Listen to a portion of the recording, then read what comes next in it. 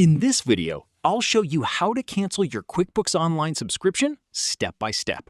First, open QuickBooks Online in your browser and sign into your Intuit account.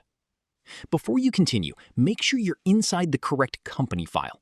This is important if you manage more than one business in QuickBooks because each company can have its own subscription and billing settings.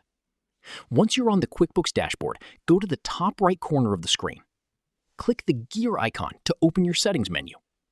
From this menu, look for Subscriptions and Billing. This is where QuickBooks shows the plan connected to the company you're currently viewing.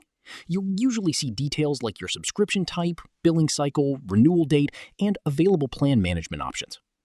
If QuickBooks says there's no active subscription for this company, then there may be nothing to cancel from this account. That could mean the subscription was already canceled, the company is on a free option, or the billing is controlled by another admin or account owner. So if you were expecting to see an active plan, double-check that you're in the right company file. You may also need to confirm that your user role has permission to manage billing. If there is an active plan, review the subscription details on the page. Look for your current plan name, the next billing date, and any information about your renewal. Then find the option that says Cancel Plan. Click Cancel Plan to start the cancellation process.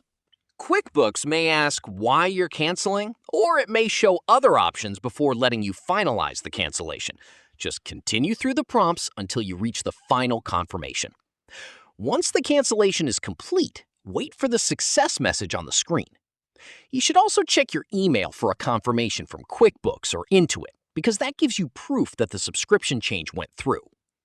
After that, you can go back to Subscriptions and Billing to confirm the status. The page should now show that your plan has been canceled or that it is scheduled to end on a specific date.